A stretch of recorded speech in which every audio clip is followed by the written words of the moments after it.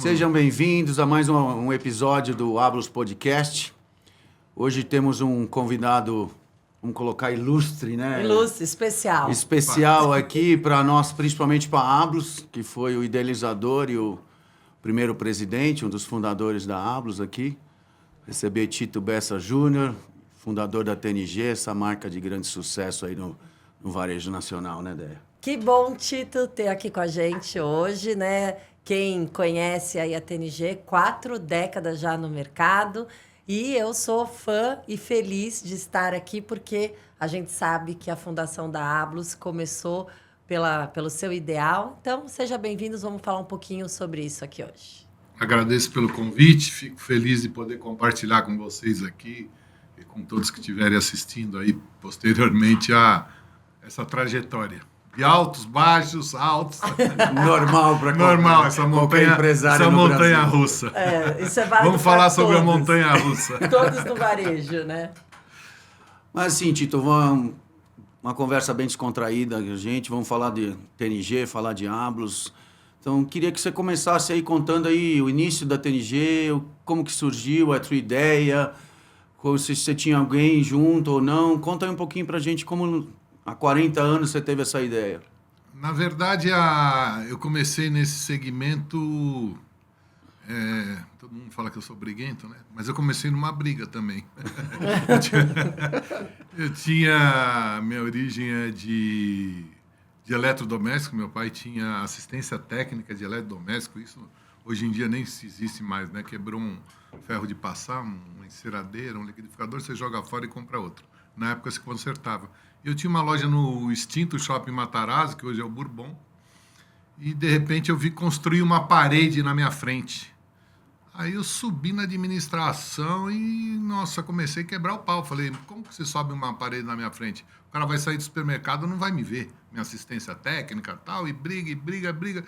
Falei, tá bom, vou resolver o seu problema. Eu te tiro daqui, passo você para frente, desde que você assuma essa única loja que falta para expansão, que tem 25 metros quadrados. Eu falei, mas vou fazer o que lá dentro?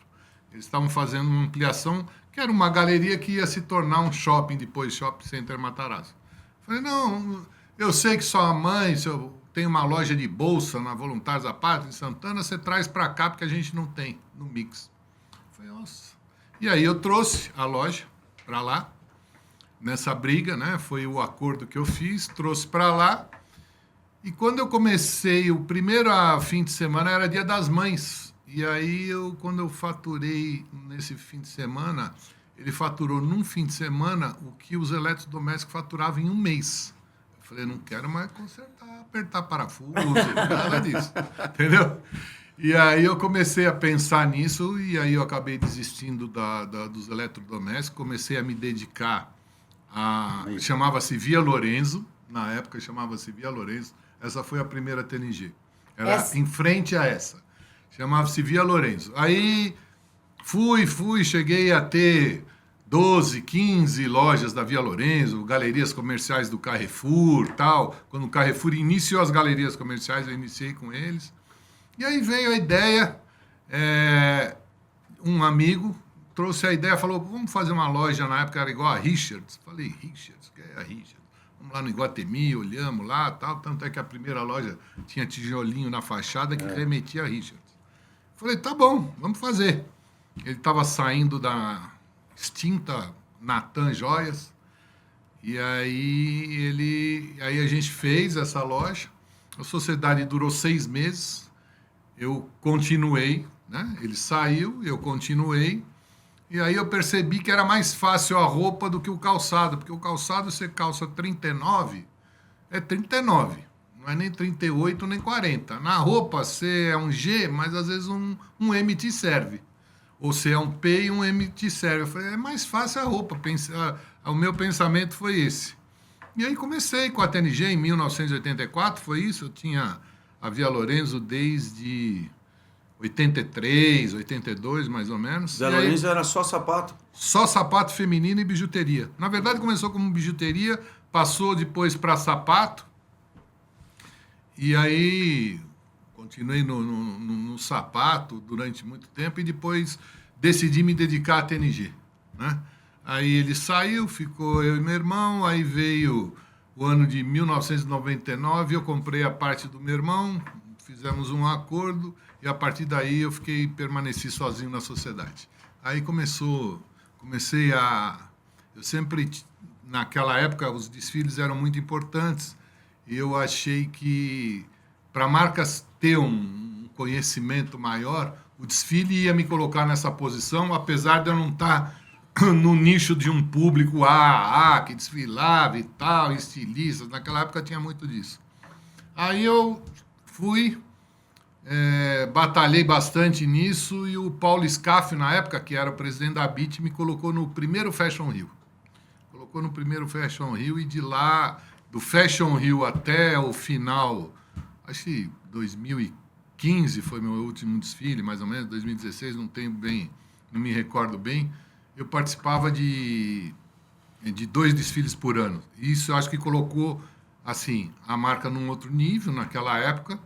Talvez eu não soube aproveitar esse momento, né? Eu continuei atendendo o mesmo público que a gente atendia, deveria ter subido. Nesse momento eu também inseri o feminino. Por que eu inseri o feminino? Quando que você inseriu o feminino? Mas você coloca uma coisa interessante, que você falou que você entra no Fashion Week num formato que era as marcas só de estilistas, né? Que desfilavam a maioria. Você não era esse perfil, né? Não, naquela época era a revista Caras, Contigo, Quem e televisão. Televisão aberta. Você investia num desfile R$500 mil, te retornava 5 em publicidade. Isso eu medi várias vezes. Porque me perguntavam, por que você faz isso? Eu atendo um público B. E por que você faz isso? Eu falei, simplesmente por isso. Pela conta, né? Pela conta que a propaganda. 500 contra 5. Então, se eu tivesse que fazer aquela propaganda, ia me custar 5 milhões. Eu gastava 500 mil. Hoje é o contrário.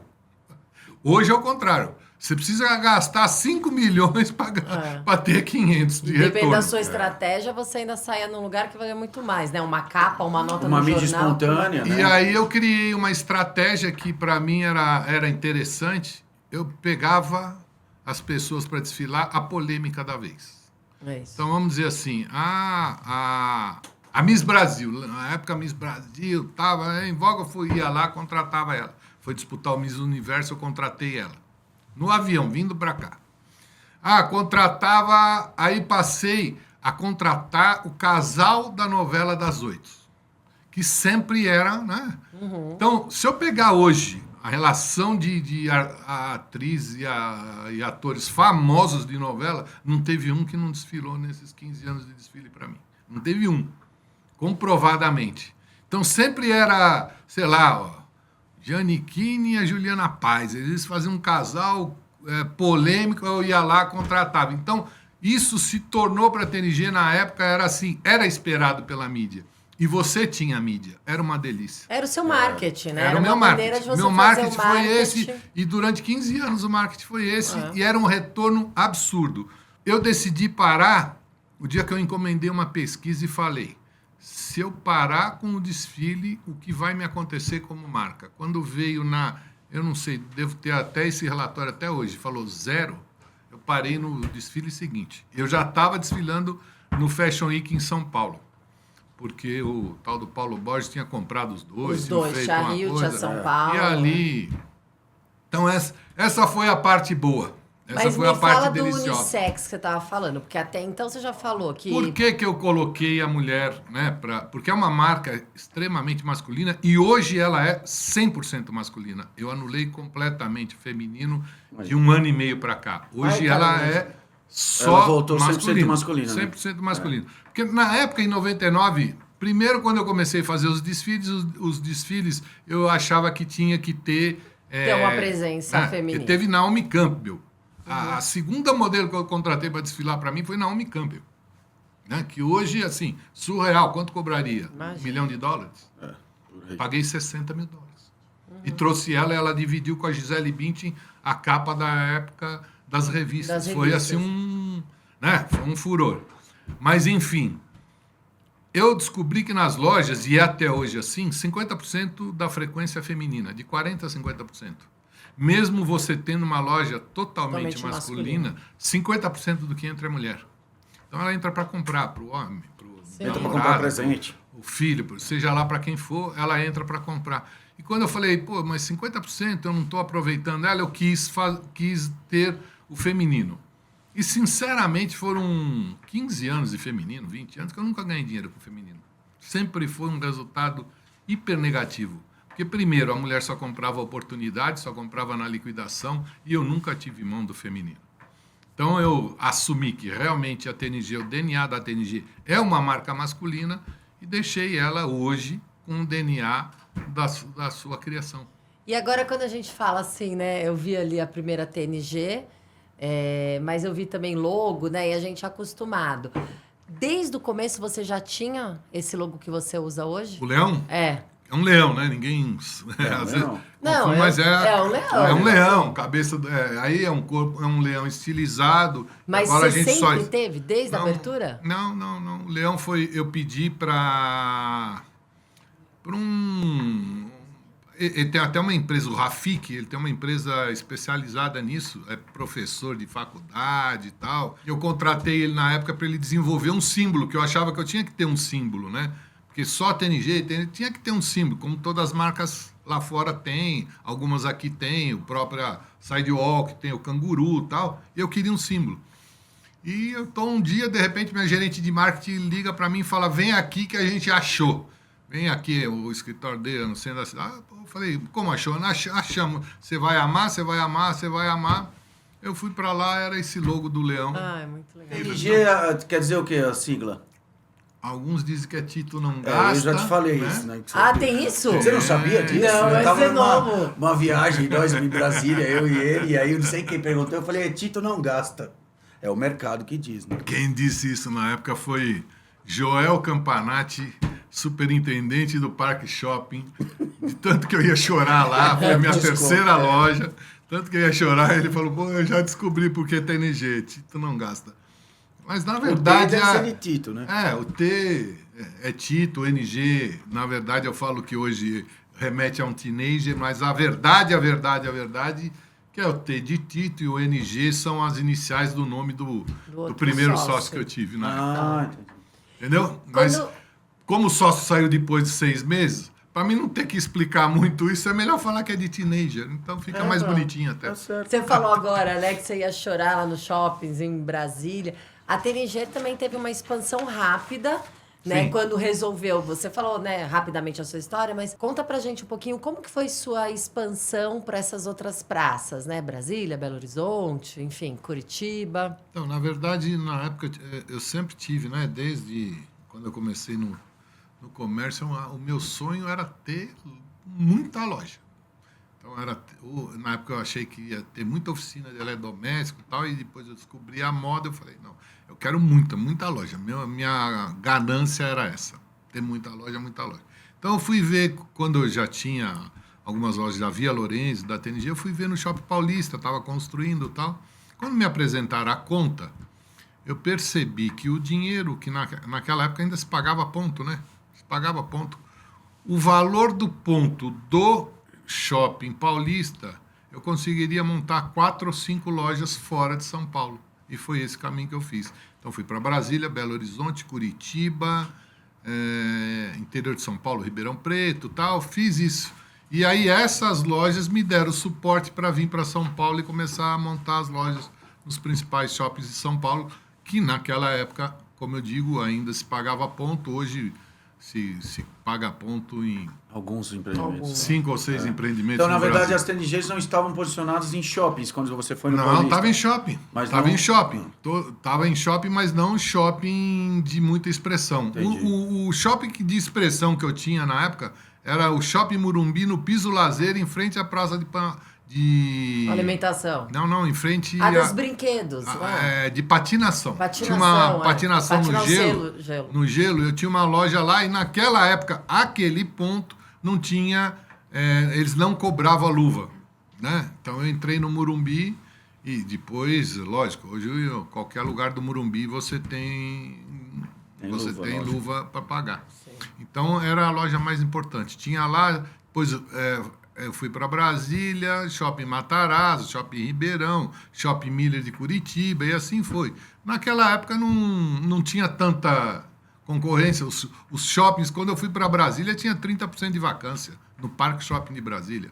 Aqui hoje... Entendeu? Hoje Então, naquela época tinha vacância no Ribeirão Shopping.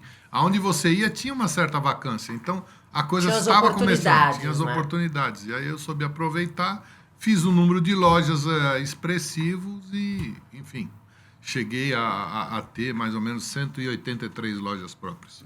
Hoje são Próprias, né? 97. Hoje são 97. E das que também 97, quantos são rua, quantos são shopping? Rua tem 4 só. Ah, continua no 93 em shopping. Mesmo assim, 97 é loja, hein?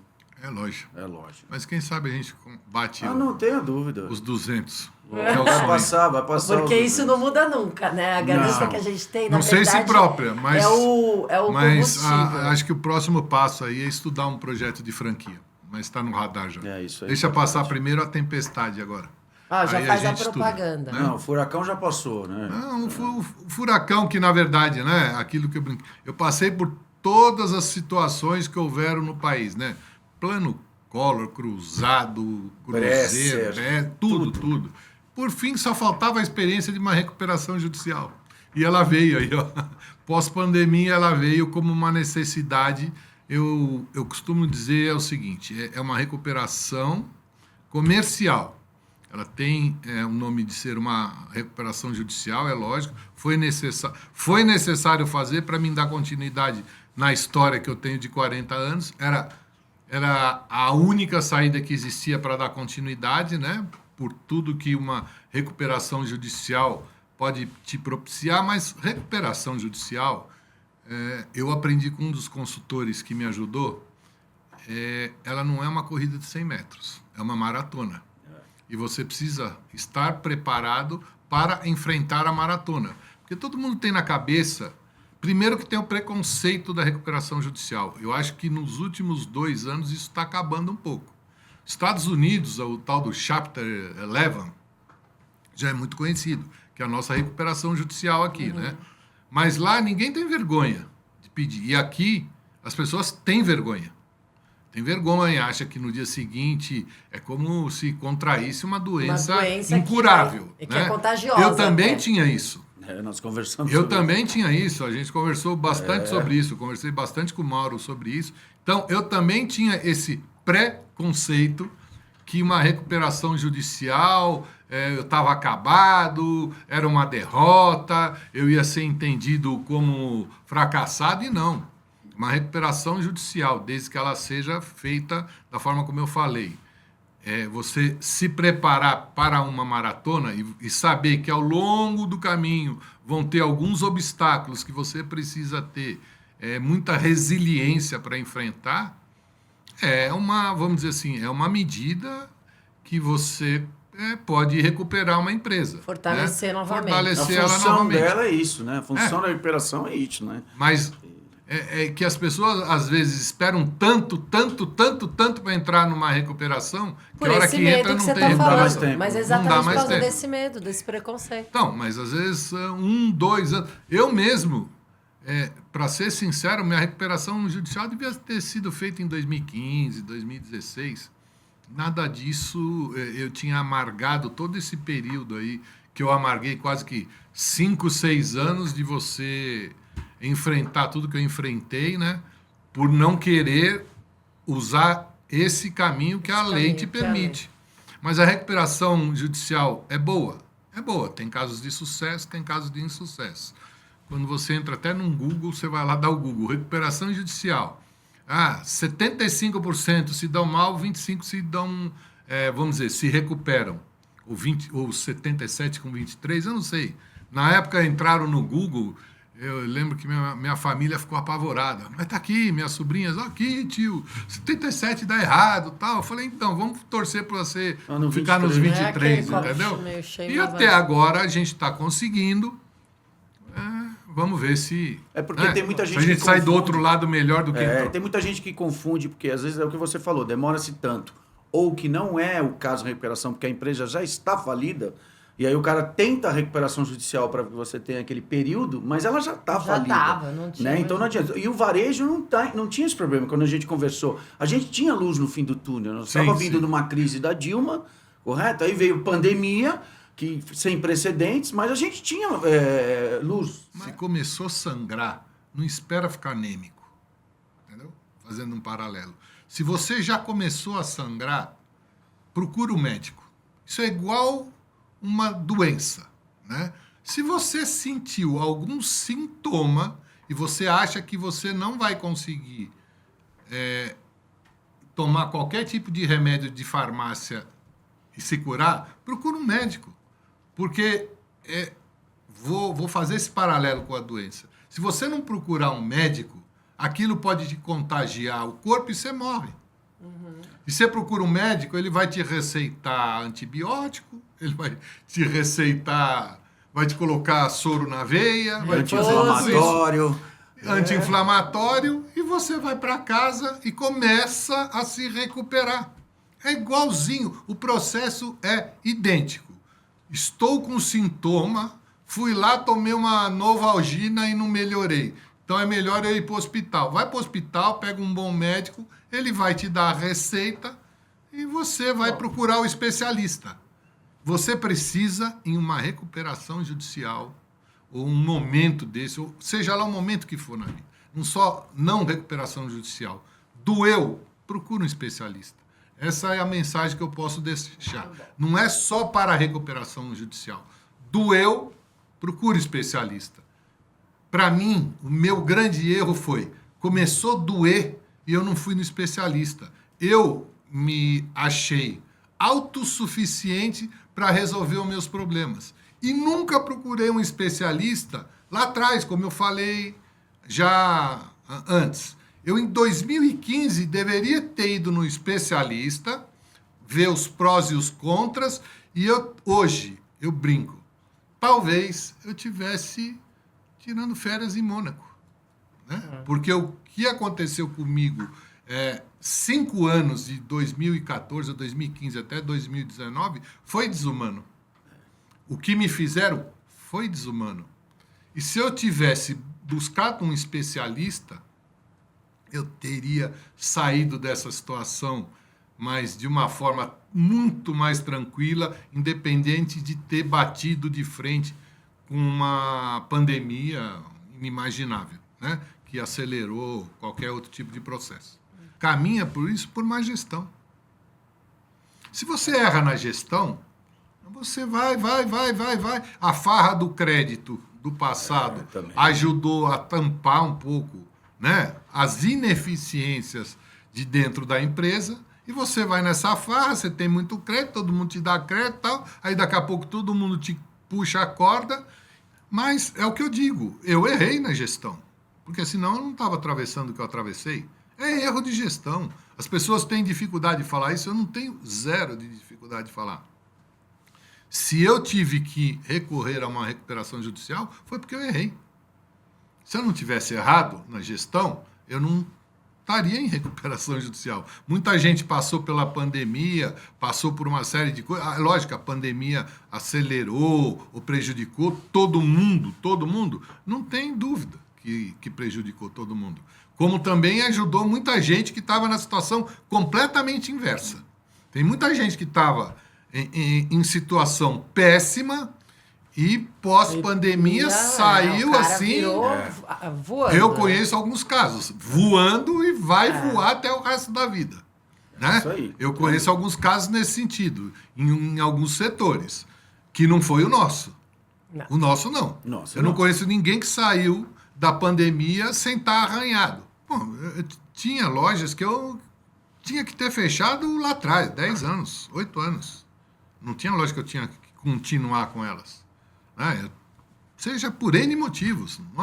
E aí, o fato de continuar, o que você pega? Você pega o pandemia, não preciso nem falar, aluguel subindo a 20%, 25%, 27% ao ano, como é que faz? Não tem como. Não, porque o gráfico é assim, completamente desigual, né? O custo avassalador E Tá você vendo? cresce 2, 3, 4, 5% ao ano e o custo cresce 25%. Da onde você tira? Não tem como tirar. Não tem como tirar. Aí você tem que mudar E o não tem como perfil. repor esse aumento na mercadoria, né? Isso, não tem como. Tem alguns produtos que eu vendo no mesmo preço há 10 anos. Né? É uma característica. Por quê? Porque o masculino é mais básico. Então, a referência não tem florzinha, não tem Sim, isso, não tem. tanta troca de Não é uma tecido. moda perecível, né? Ela tá Não lá. sai de moda. Não sai de moda. Então, a referência que o cliente tem é a mesma. Ele olha uma camiseta branca, a mesma de 15 anos atrás, não mudou nada. Então, como que você muda o preço?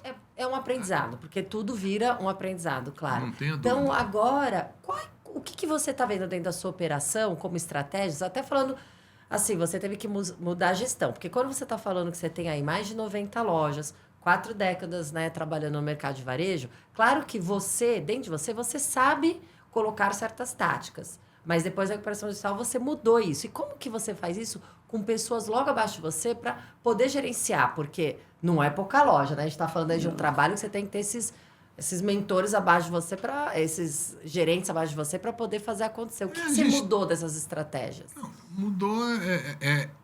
Primeiro você tem que mapear onde você errou, né? E começar aos poucos e consertar. É um trabalho que demora aí. Né? Se você pegar todo mundo que saiu de uma recuperação judicial um pouco mais equilibrado para continuar a sua história, você vai ver que todos reduziram, né? E passaram a ter uma receita diferente do que até então. Por mais que ela tenha dado certo, alguma coisa onde deu errado, você começa a repensar. Seja no tamanho da loja, seja no mix de produto, seja na expansão, seja em tudo, você tem que repensar e colocar a sua marca de acordo com o seu público espera de você. Então, uma das coisas que eu fiz, que eu até falei aqui, foi tirar o feminino. O feminino representava 15%, chegou a bater quase 20% da minha venda. Mas como que eu vou tirar um negócio de 20%? Não, mas se eu tirar o 20%, eu vou poder atender melhor o homem. Eu vou poder ter um espaço maior. Né? Porque se eu tenho lojas de média de 120, 130 metros, o que é 20 metros para você ter uma coleção feminina? Você que trabalha com feminino sabe bem disso. A mulher gosta de variedade. A mulher gosta de entrar e ser um espaço dela, com muita variedade. Fora que a equipe que cria não é a mesma que cria o masculino, né? Então, o seu custo... eu talvez tenha demorado para perceber isso. Isso foi uma das coisas. Então, se eu tinha loja de 130, 150, hoje eu preciso de 80, de 90, que eu atendo muito bem o meu público masculino e eu reduzo o custo quase que pela metade, ou 30%. E foca no core business, né? Então é você adequar aquilo que você vende com o espaço que você ocupa. Você falando a questão, até é forte ouvir, mas é bonito escutar, você falando que a responsabilidade é sua, né? E eu acho que são uma sucessão de coisas, mas a gestão, óbvio que está aí, mas tivemos muitos agravantes também no setor. E colocando assim, eu acho que as empresas quebram, não porque elas tomam decisões equivocadas, isso contribui e outras coisas, mas elas quebram hoje porque elas fazem as mesmas coisas que elas faziam sempre. Sim. Né? E aí ela não evolui nada. Então você fala, mas por que quebrou esse negócio? Porque eu faço exatamente alguma coisa que eu fazia 40 antes e é outro mundo, né? Então o que você está falando, questão a feminina é totalmente diferente, né? Então se você consegue 80 metros quadrados, atender um homem que é um público muito menos exigente, né? Não se preocupa com algumas coisas que a mulher se preocupa, a gente vê das lojas dela, é um conjunto de coisas para que a sua mulher tenha que se sentir melhor e a gente não tem isso. Né? Você gostou daquele produto, você vai entrar. Se ela quer saber se a parede é verde, se quer... O homem é mais prático e é mais... Né? E aí você foca no seu produto. E no seu cliente. você adequa o mix, né? Eu fiz algumas adequações de mix que a linha cresceu e mudou o meu cliente, né? E eu tive que adequar as outras linhas para essa aposta que eu fiz, né? Então é isso, é mudar, né, o ponto de venda, mudar talvez o mix para sair. Porque hoje você tem uma guerra, né? Desigual e desumana. Você tem, né? Você tem os sites te atacando, assim, ferozmente. Por mais impostos que criaram, não é suficiente para ter uma competição igual. Você tem hoje o dinheiro sendo levado pelas bets. E não 20% é do comércio. não Faturamento é das pouco, bets. né? É bastante. Então você fala, eu tenho o site, eu tenho a Bet, e eu tenho ainda o privilégio dos magazines que têm uma condição excepcional perto do que a gente paga. Como que eu saio disso? Essa é a questão. Como que eu saio disso? Né? Então, eu preciso ter loja de 100 metros, 80, 70. Qualquer metragem que a gente reduz hoje, eu estava fazendo uma conta outro dia de CTO, é impressionante, né? O trabalho que eu fiz nos últimos 3 anos, a economia, e ainda não acabou, mas é isso, é esse ajuste. Eu tinha uma loja de 200, eu preciso de 80, como que eu faço isso? Aí o shopping não tem 80 para te dar, e não quer deixar você dividido a 200. Como que você faz? Então você tem que... Mas você tem fez, né? hora que você tem que falar assim, fui. Simples assim. Volta Simples quando você assim. tiver uma loja para Porque eu vou te falar. Exatamente. Eu aprendi com um grande gestor de shopping que uma vez eu perguntei por que ele não... que eu admiro muito, que é o Salomão Soifer de Curitiba. Numa conversa informal, eu perguntei, Salomão, por que você não fez esse negócio? Ele falou, menino, ele me chamava na época, menino, ó, você vê que faz tempo. Ele falou, bom negócio todo dia tem. Todo dia tem um. Eu não fiz. Ele chegou à conclusão que tinha sido um bom negócio que ele ia fazer, mas que ele não fez, mas que depois apareceu vários outros. E assim é com a gente, né? Sim. Se hoje em dia não falta oferta de loja, se você tiver uma marca que ela seja um pouquinho mais democrática. Agora, se você não tiver essa democracia dentro do mix de produto que você atua, lógico que você está restrito a um grupo menor. Mas se você for uma marca democrática, que os shoppings adoram essa palavra, marca democrática, serve para qualquer lugar. Quando a gente começou, os magazines, eu brinco, quando nós começamos, as pessoas enrolavam a sacolinha do magazine, para ninguém ver, ou enfiava ela dentro de outra sacola. Hoje ninguém. Eles evoluíram tanto, que eles saem com muito orgulho, sim, senhor, que eu fiz um bom vendem negócio. agora a sacola, né? Você tem que comprar a sacola. A senão Zara ele vende nem- sacola. senão ele nem te dá a sacola. E não é só aqui, no mundo todo. E ninguém reclama. Ninguém reclama. Ninguém reclama. Eu nunca vi um cara, a Zara chegar e falar assim, o senhor tem que pagar 80 centavos, não sei se é 50 ou 80 centavos, na sacola, o cara fala, não quero sacola, eu vou sair com a roupa na mão. Por quê? Por quê? Porque ele paga sabendo que ele está fazendo um bom negócio naquele nicho de produto, pagar para ele 80 centavos a mais Não vai mudar nada. Não vai mudar nada. Ô, Cada Tito, vez pede mais. Você tava falando, a gente dá risada nessas coisas, né? Aí me fez lembrar, você falando, eles guardavam a sacolinha, né, do magazine, de uma pergunta que a gente sempre faz aqui e os nossos telespectadores gostam de saber. Tem algum fato marcante, engraçado, curioso da TNG para contar nesses últimos tempos? Que eu Não lembro- precisa ser dos últimos tempos, dos últimos 40 anos, né? Mas uma então, coisa assim... Uma coisa mar- engraçada que Ou aconteceu, que marcou. montagem de loja no dia a dia, alguma coisa assim que tenha te... Cara, olha, eu sempre falo o seguinte, eu sempre fui movido e sou até hoje por desafio, né? E essa história começou assim, teve um desaforo que me moveu a um desafio. Isso eu costumo até falar para meus filhos. Muitas vezes, um desaforo te faz motivar e te faz crescer.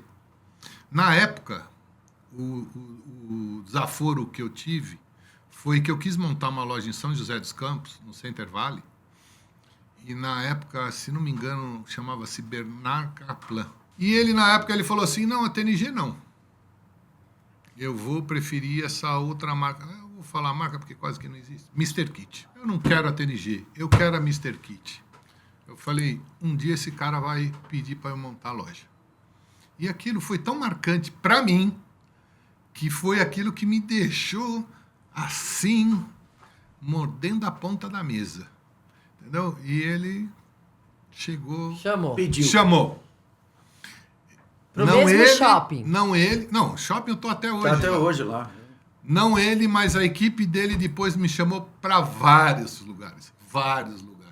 Né? As pessoas que trabalhavam com ele, que aí saíram, tal, e me chamou para vários lugares. Mas aquilo marcou na minha vida. Aquele não para mim, foi como um incentivo. Ele não podia ter dado incentivo, até tenho que agradecer, não sei nem se ele é vivo ainda, mas se ele um dia for vivo, eu vou agradecer ele. Foi um dos maiores incentivos que eu tive na minha trajetória empresarial, foi o cara me dizer não, naquele momento. Legal. Eu me senti rejeitado, me senti pequeno, falei, mas um dia esse cara vai me conhecer melhor, aí eu fui em busca disso. Que legal.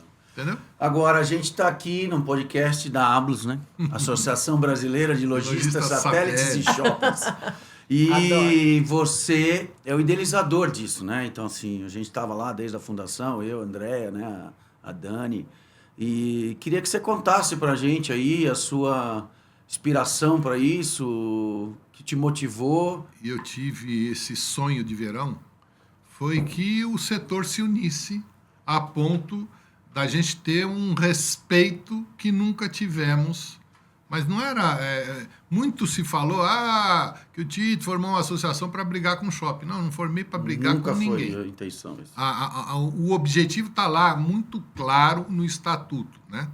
Era para fortalecer o setor, não só com shopping, com fornecedor, qualquer coisa, para que as pessoas se unissem e pudessem ter voz ativa em qualquer setor, junto ao governo, junto aos shoppings, ou seja, em toda a cadeia que nos cercam. É a maior força, uma das maiores forças que tem no varejo. São as lojas satélites. Sim. Não são os magazines. Você sabe que cada podcast que a gente faz aqui, eu acho que fica sempre uma lição mesmo, independente de contar uma história, porque o intuito desse nosso podcast sempre é exatamente sobre isso, né? Falar um varejista que está aí no mercado, ou ele adquiriu, né? Como o último que veio aqui Comprou da Sapataria do Futuro.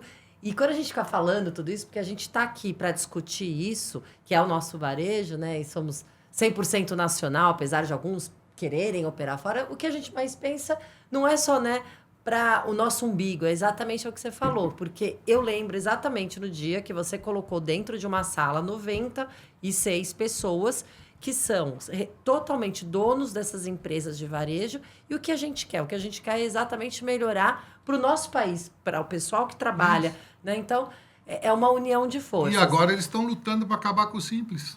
Para onerar o Simples. E a gente está correndo atrás. Nós, na nossa próxima entrevista sobre... além do chinês, além da Bet, além do privilégio dos magazines, agora a gente vai ter que lutar contra o Simples.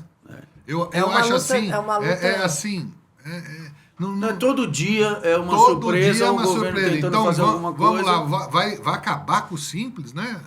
Recentemente a gente teve uma conversa aí com uma pessoa próxima a você, até que ela falou, olha, até outro dia a minha empresa dava lucro. Estourou o Simples, ela usou a expressão, se o ar-condicionado quebrar tiver que fazer manutenção, já dá prejuízo. Que é uma coisa que tá... Foi isso mesmo que ela Se falou eles, pra gente. se eles, E a gente ainda dá risada, você tá vendo? Eu acho que eles não vão... Eu acho que é essa questão deles colocarem, mas se você tira o Simples, você acaba com o mercado de franquia.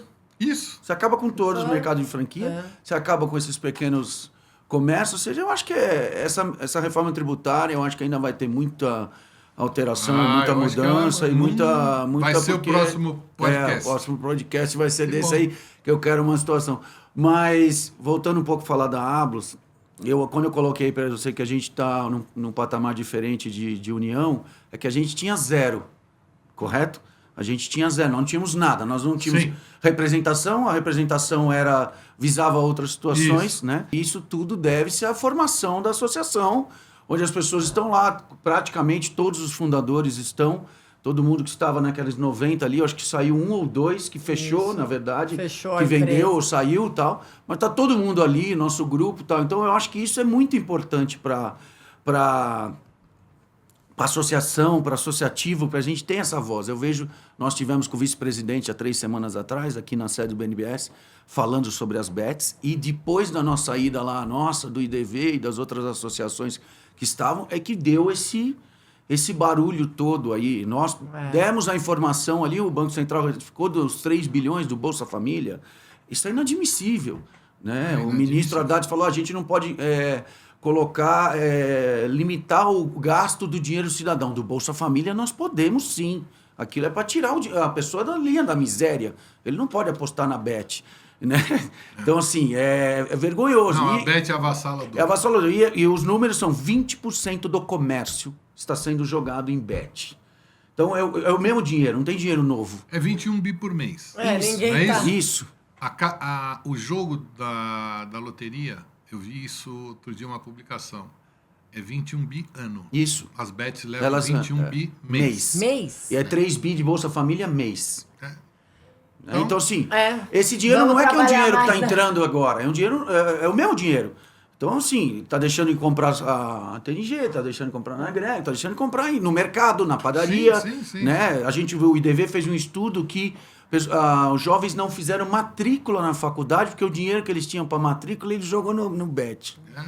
Agora. surreal. Tá vendo, É Mauro? surreal. Temos que trabalhar mais ainda É um pela cassino Ablus, que foi porque liberado. É para isso que a gente está aqui. Aqui não tem o país não tem liberação de cassino, né? Não, liberaram as bets. só as bets, né? Então, assim, É um mas cassino. Mas é isso. É isso aí. Tito. A gente vai passar por tudo isso. Vamos. Toda vez que a gente tem um podcast anterior, a gente pede para o último convidado, que foi o Thiago da Sapateria do Futuro, deixar uma pergunta surpresa que nem nós sabemos para o próximo. Então a gente vai pedir para você abrir e essa ser só a última pergunta para você responder aqui no podcast. Opa. Vamos lá. Lê aí pra gente. Quais são os principais fatores que você considera ao avaliar a viabilidade de um plano de recuperação judicial em uma pequena empresa do ramo de prestação de serviço? Gente, Não, olha, a tem gente que realmente mostrar, não sabe. Tem que mostrar. A gente não sabia porque A gente isso aqui pede, e fica- ele não sabe quem é o entrevistado. A gente não. Você vai fazer isso também. Pergunta dele, quais são os principais fatores que você considera ao avaliar a viabilidade de um plano de recuperação judicial em uma pequena empresa do ramo de prestação de serviço? Não tem. Para uma pequena ou para uma grande, os fatores são os mesmos. É a necessidade e o momento que a empresa está atravessando e os prós e os contras de uma recuperação judicial. Se a pessoa se assessorar de um bom com uma competência. advogado, né? Ele não precisa nem muito um outro tipo de gestor.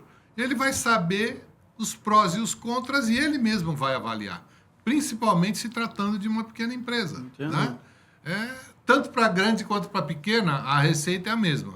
Agora, para uma pequena, muitas vezes fica até mais fácil que a grande.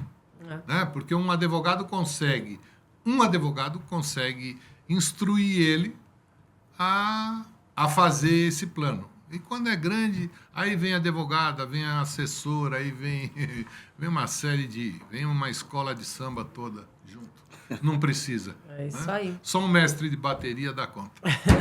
Tito, muito boa a nossa conversa aqui. É como sempre, eu já falo para ele, o Mauro também sabe, é um aprendizado. Para nós está sendo muito legal. Muito isso, legal. muito. Eu acho que vai ser um podcast que a galera aí acompanhou, muitos likes, muitas curtidas. Agradecemos demais por você vir compartilhar. E o mais importante, saber que você ainda está aqui com a gente, porque é o tal negócio, né? A Ablus começou da sua cabecinha aí. Obrigada.